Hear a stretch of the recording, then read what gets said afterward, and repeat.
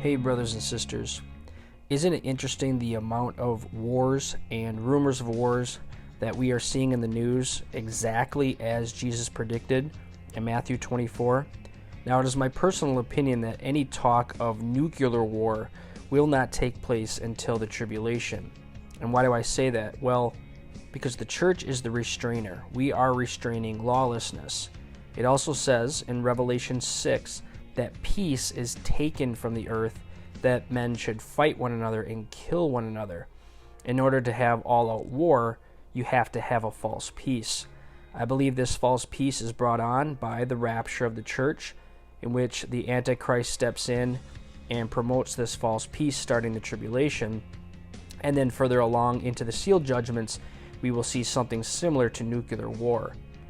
But getting back to the idea of wars and rumors of wars that Jesus talked about as signs to look for his soon return, Mike Adams reports that according to an announcement published by Russian news agency, the USA is pushing Russia into a cycle of nuclear escalation that could end in catastrophe.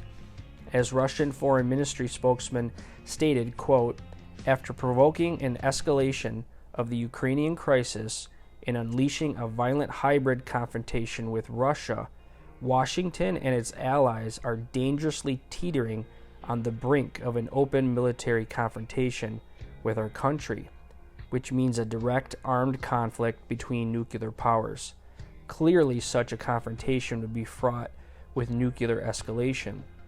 Now, note the key points of this statement.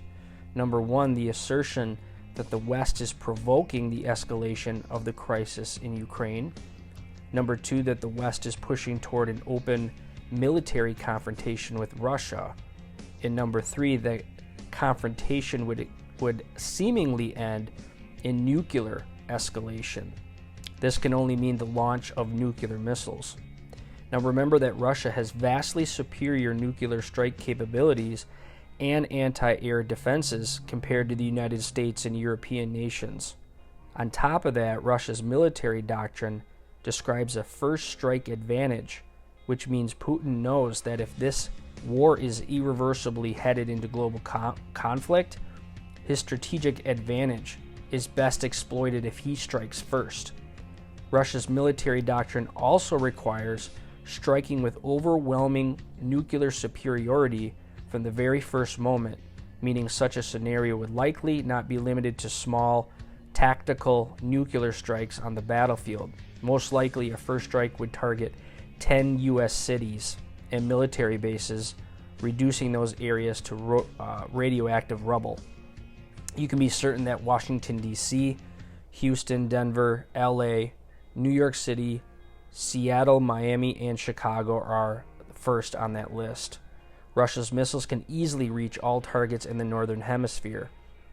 So again, just a reminder that Jesus said in the last days there will be wars and rumors of wars, and I believe this will continue until after the rapture of the church, when this war will become a reality, when peace, as the seal judgments describe, is taken from the earth. And then after that, we see a result of the wars, mass death, which is another result of the seals being broken. Brothers and sisters, we know that there can be little conflicts, but it is my personal opinion that the church is restraining this all-out warfare, and we need to continue to pray that people come to the Lord Jesus Christ